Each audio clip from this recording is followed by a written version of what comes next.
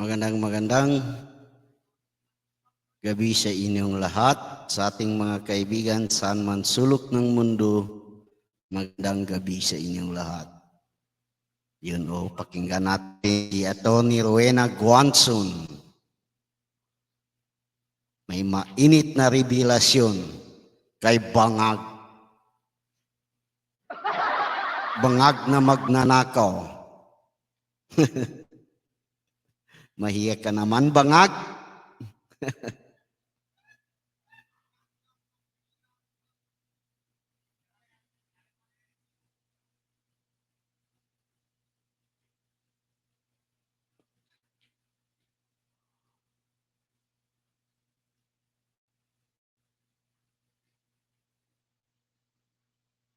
Salamat sa inyo. Opo, Attorney. Happy New Year! Happy New Year po sa inyo, Attorney. At ito nga, ang bagong taon at may pirmado na rin po itong ating budget ngayong taon, Attorney. Ano ho bang masasabi po ninyo dito? Ang Malacanang sinasabi pinakamalinis po itong budget natin ngayong taon, Attorney. Pinakamalinis. Meron bang, if there's such a thing as pinakamalinis na budget, baka ibig nila sabihin wala na daw pork barrel. Kahit sabihin mong malinis ang budget, madudumi naman yung nag-i-implement. Ganun pa rin. Opo. Diba? Kung magnanakaw pa rin dyan sa DPWH. Opo. Attorney, meron... Sa Department of Agriculture, rin. Ang ibig nila sabihin siguro dahil na-minimize nila yung pork barrel, pero hidden. Sinasabi ni Senator Amy Marcos, yung pork barrel nila hindi halatang baboy kasi giniling. Opo.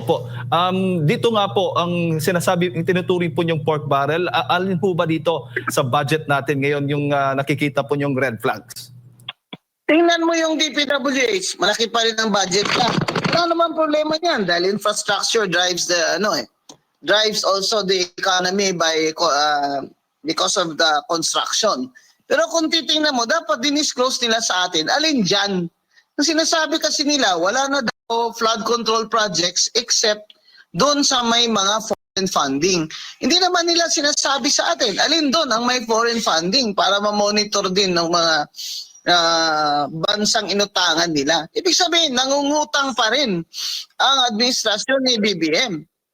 Opo. Para dito, i-funding sa budget na ito na nanakawin lang din ng mga corrupt. Yun ang problema kasi basic We are a poor country. Tapos ganyan kalaki ang budget nyo, 6.7 trillion, di deficit pa rin. Kasi ang sabi nga ni Secretary Recto, 1.6 trillion pa ang utang na babayarin dyan bawat taon-taon. Di deficit yan. Saan nila kukunin yan? Hindi sa taxes natin. Pinipilit nila tayo lagi sa VAT na yan ng 12%. Ayaw ni Recto ibaba ng 10%. Dahil tayo ang nagbabayad ng utang ng administrasyon ni BBM na puro magnanakaw. Hindi nila, mga kababayan, nililin lang tayo ni BBM Nililin lang niya tayo. Akala niya talaga napakatanga na ng mga Pilipino. Ngayon lang siya nakaramdam na lame duck president na siya sa midterm niya kasi itong social media, ito ang malaking tulong sa atin na tayo'y nagpoprotesta sa mga pagnanakaw nila. Kaya huwag niyo silang lubayan. Huwag kayong maniwala dyan. Nasabi nila, this is the cleanest budget. Iwala ako sa inyo. Ibig niyo sabihin, wala kayong insertion during the BICAM talaga?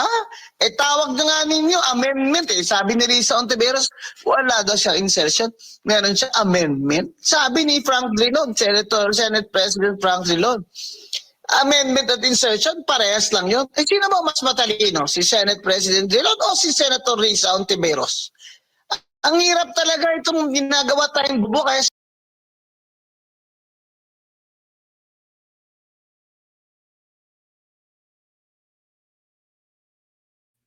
Tama ka, Atty. Ginawa tayong bobo ni Bangag. Kawawa ang Pilipinas. Inuubos na ni Bangag ang pondo ng Pilipinas. Utang doon, utang dito. Masyadong makapal ng pagmumukha ni Bangag. Mahiya ka naman, Bangag. Wala kang hiya. Oh, huhulihin ka na ni Trump. Ikaw nang sunod. Huliin mo na, President Trump. Thank you so much guys. Magandang gabi niyong lahat.